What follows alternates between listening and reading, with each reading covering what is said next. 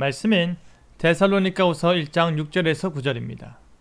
너희로 환난을 받게 하는 자들에게는 환난으로 갚으시고 환난을 받는 너희에게는 우리와 함께 안식으로 갚으시는 것이 하나님의 공이시니 주 예수께서 자기의 능력의 천사들과 함께 하늘로부터 불꽃 가운데 나타나실 때에 하나님을 모르는 자들과 우리 주 예수의 복음에 복종하지 않는 자들에게 형벌을 내리시리니 이런 자들은 주의 얼굴과 그의 힘의 영광을 떠나 영원한 멸망의 형벌을 받으리로다.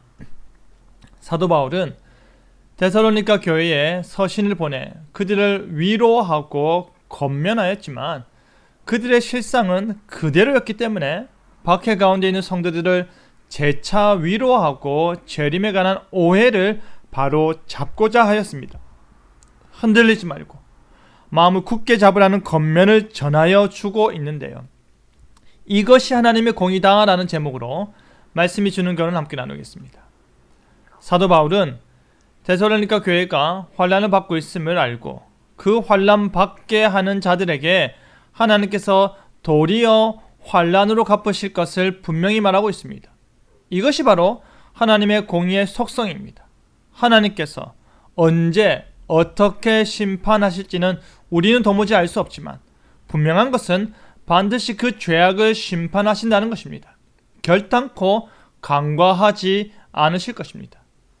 여기서 갚으신다는 것은 합당하게 돌려주거나 보답한다는 의미입니다. 공의로운 하나님께서 자신의 의에 합당하게 불의하고 악한 자들에게 그만큼 돌려주는 것입니다.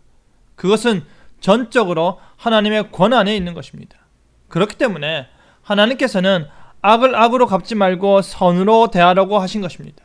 복을 빌어주라고까지 권면하신 이유는 바로 복은 하나님의 권한에 속한 것이기 때문입니다.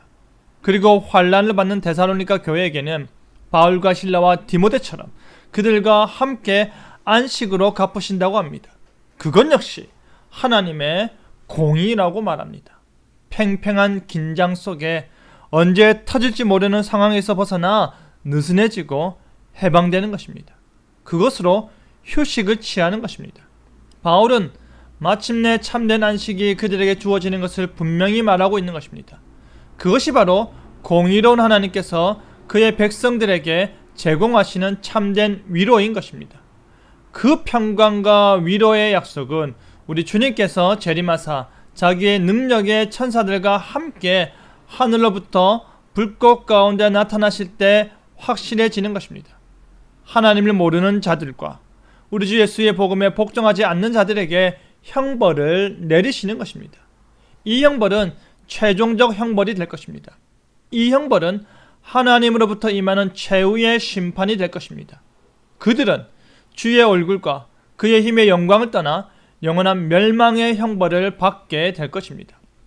이 말을 바꿔 말하면 주의 얼굴을 떠나지 아니하고 그와 단절되지 아니하고 그리스도의 얼굴 앞에 서고 그의 힘의 영광을 함께하는 자들은 참된 안식으로 들어가게 된다는 말입니다.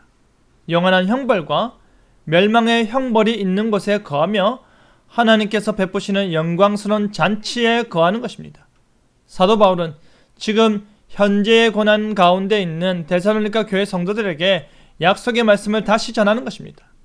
그들 가운데 들어온 잘못된 종말 사상으로 인해 소망에 대한 혼탁한 지식이 그들을 더더욱 어렵고 힘겨운 신앙생활을 하게 한 점을 바로잡아 주는 것입니다. 우리 주님께서 어떻게 공의로 다스리시는지를 마지막 날에 하나님의 공의가 반드시 그리고 철저하게 실현될 것이라는 사실을 강화시켜 주는 것입니다. 사랑하는 성도 여러분, 바울은 데살로니가 교회가 당하고 있는 환난이 너무나도 매서움에 하나님의 약속된 위로로 권면하고 있는 것입니다. 우리에게 환난을 받게 하는 자들에게는 환난으로 갚으심을 믿으시길 바랍니다. 환난을 받은 우리에게는 안식으로 갚으심을 믿으시길 바랍니다. 그것이 하나님의 공이요, 그것이 하나님께서 반드시 이루실 일임을 기억하시기 바랍니다. 예수님의 재림이 그것의 증표가 될 것입니다. 공의 하나님께서 반드시 갚아주심을 믿는 믿음이 더더욱 커지길 바랍니다.